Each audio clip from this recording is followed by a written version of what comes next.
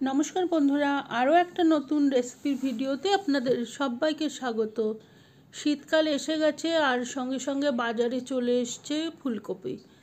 শীতের সময় আমরা একটু মুখরোচক খাওয়া দাওয়া পছন্দ করি, সেই জন্যে ভাবলাম বানিয়ে নিই ফুলকপি সিঙ্গারা। আর এইটা কিন্তু দোকানের মতো একদম নিরামিষ করে পেঁয়াজ রসুন ছাড়া আমি বানাবো। আর তার সাথে আলোচনা করব যে দোকানের সিঙ্গারা কেন এত মুচমুচে টেস্টি হয়, কিভাবে ওরা বানায় সেই সমস্ত টিপসগুলো। তো আসুন দেখে নিই রেসিপিটা। প্রথমে আমি কিছুটা চিনেবাদাম ভেজে নিচ্ছি, আর এই চিনেবাদামটা কিন্তু আগে কড়াইতে একটু ড্রাই রোস্ট করে নিয়েছি, তারপরে দিলাম সর্ষের তেল। এতে করে বাদামটা খুব তাড়াতাড়ি ভাজাও হয়ে যাবে আর তেলটাও একটুখানি কম লাগে। তো বাদামটা আমার ভাজা হয়ে গেছে, তুলে নিচ্ছি। এখন সেই তেলেতেই দিয়ে দিচ্ছি ফুলকপিগুলো। ফুলকপির ফুল ছোট্ট ছোট্ট করে কেটে রেখেছি।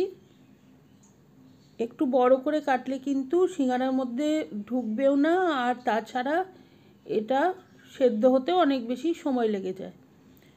তো আমি এখন অল্প একটু লবণ হলুদ দিয়ে দিলাম, যাতে করে ফুলকপির ফুলগুলো খুব তাড়াতাড়ি নরম হয়ে ভাজা হয়ে যায়।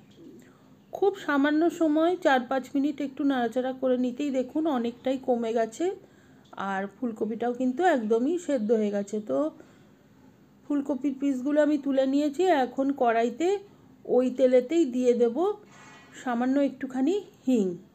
হিং যারা পছন্দ করেন না তারা এখানে গোটা জিরা বা 1 চা চামচ 5 ফোড়ন দিতে পারেন। 4-5টা কাঁচা লঙ্কা কুচি করে রেখেছিলাম, সেটা দিলাম। আর দিয়ে দিচ্ছি 1.5 চা চামচ মতো আদা কাঁচা লঙ্কার পেস্ট। লঙ্কাটা কিন্তু আপনারা যে যেমন ঝাল খান সেই অনুযায়ী একটু বুঝে দেবেন। আদা কাঁচা লঙ্কার পেস্টটা একটু ভেজে নিচ্ছি যাতে আদার গন্ধটা চলে যায়। আর তার সাথে দিয়ে দিয়েছি 1 চা চামচ জিরে গুঁড়ো। সমস্ত মশলা একটু ভেজে নেওয়ার পরে দিয়ে দিচ্ছি 3টে মিডিয়াম সাইজ আলু, এরকম ডুমো ডুমো করে কেটে রেখেছিলাম সেইটা। আর ভেজে নেব এখন। সঙ্গে দিয়ে দিচ্ছি লবণ আর হলুদ। দিয়ে দিলাম একটু লঙ্কা গুঁড়ো। আবারও বলে নিচ্ছি যে লঙ্কাটা কিন্তু আপনারা একটু যেরকম ঝাল খান সেই বুঝে দেবেন। আর আলুটায় বেশ একটু কালার চলে আসছে, আর দেখুন একটু আলুটা ভাজা ভাজা হয়ে গেছে। এখন সামান্য একটুখানি জল দিয়ে দিলাম আলুটা সেদ্ধ করার জন্য। একটুখানি সময় ঢেকে দেব, সামান্য 2-3 মিনিট ঢেকে দিয়েছিলাম। আর আলু কিন্তু সেদ্ধ হয়ে গেছে, জলটাও দেখুন অনেকটাই শুকিয়ে এসছে।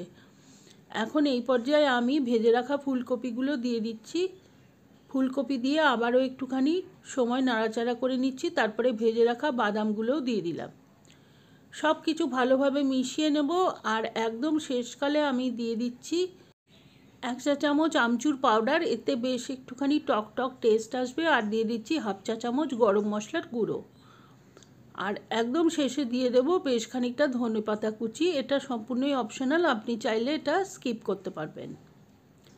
সব কিছু ভালো করে নেড়েচেড়ে মিশিয়ে নিয়েছি, আর জল একদমই শুকিয়ে গেছে। পুর আমার রেডি। এটাকে ঠান্ডা হতে দেব, আর ততক্ষণ সিঙ্গারার শীতটা বানিয়ে ফেলবো। সেজন্য নিয়ে নিয়েছি 1.5 কাপ ময়দা, সামান্য একটুখানি জোয়ান হাতে ক্রাশ করে দিলাম, আর একটু কালো জিরে দিয়েছি। আপনাদের পছন্দ মতো জোয়ান বা কালো জিরে যে কোনো একটা বা দুটোই দিতে পারেন।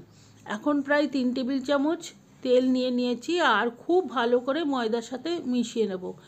ময়ান যত ভালো করে দেওয়া হবে সিঙ্গারাটা ততটাই মুচমুচে ফ্লেকি হবে। তো খুব ভালো করে দেখুন ময়ানটা দেওয়া হয়ে গেছে। আর এখন সামান্য জল দিয়ে মেখে নেব। জলটা কিন্তু একদমই বেশি দেওয়া যাবে না, আর খুব বেশি ময়দাটা মাখাও যাবে না। মোটামুটিভাবে সমস্ত ময়দাটা একসাথে হয়ে যাবে সেই রকম হলেই চলবে। এখন ঢেকে রেখে দেবো 15 মিনিট। আর তারপরে আমি একটা লেচি কেটে এরকম একটু লম্বাটে করে একটা রুটি বেলে নিয়েছিলাম। রুটিটা মাঝখান থেকে কেটে নিয়ে সামান্য একটুখানি জল লাগিয়ে নিলাম। আর এখন এইভাবে সিঙ্গারার ভাঁজটা দিয়ে দেব।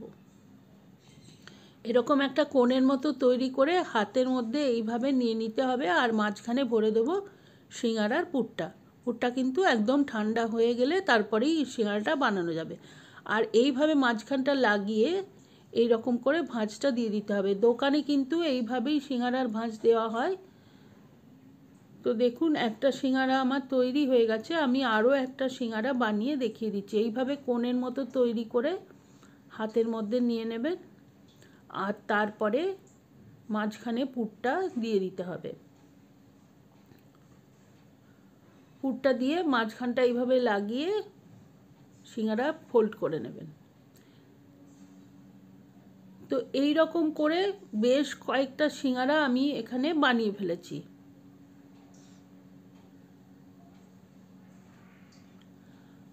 আর এখন কড়াইতে গরম করতে দিচ্ছি সাদা তেল, আর তেলের সাথে আমি দিয়ে দেব 2 টেবিল চামচ মতো ঘি। ঘিটা দিলে সিঙ্গারার মধ্যে খুব সুন্দর একটা গন্ধ আসে। পুরোটা ঘিয়ে ভাজতে পারলে তো সবচেয়ে ভালো, কিন্তু আমি একটুখানি ঘি মিক্স করেই দিলাম। আর তেলটা কিন্তু খুব সাংঘাতিক গরম করা যাবে না, মোটামুটি হালকা একটু গরম হলেই সিঙ্গারাগুলো তেলে ছেড়ে দেব এক এক করে। এই তেলেতে যতগুলো সিঙ্গারা ধরে ততগুলোই দেব, আর আঁচ একদম কমিয়ে দিতে হবে, আর প্রচুর ধৈর্য ধরে এটাকে কিন্তু ভেজে নিতে হবে। আমার এই সিঙ্গারাগুলো ভাজতে মোটামুটি প্রায় 25 মিনিট সময় লেগেছে। তো সেই জন্যে সিঙ্গারা যখন ভাজবেন একটু সময় হাতে নিয়ে ভাজবেন, তাড়াহুড়ো করলে কিন্তু সিঙ্গারা একদমই ভালো হবে না। সামান্য একটা দিক একটুখানি ভালো করে ভাজা হয়ে গেলে উল্টে পাল্টে দিয়ে খুব ভালোভাবে ভেজে নিতে হবে, আর আঁচ থ্রু আউট কিন্তু লোতেই থাকবে। আর এই রকম গোল্ডেন কালার এসে যাওয়ার পরে সিঙ্গারাগুলো এক এক করে তেল থেকে তুলে নেব। এই সমস্ত টিপস যদি আপনারা ফলো করেন তাহলে একদম দোকানের মতো সিঙ্গারা তৈরি হবে। এখন আমি আরও এক ব্যাচ সিঙ্গারা ভাজতে দিয়ে দিচ্ছি, আর এরপরে ভেজে রাখা সিঙ্গারাগুলোকে আমি পরিবেশন করে দিচ্ছি। তো আপনারা এইভাবে বাড়িতে অবশ্যই একদিন ট্রাই করে দেখবেন, আশা করি ভালো লাগবে। আর কমেন্ট করে জানাবেন কেমন হলো, আর রেসিপিটা ভালো লাগলে please like, share and subscribe my channel.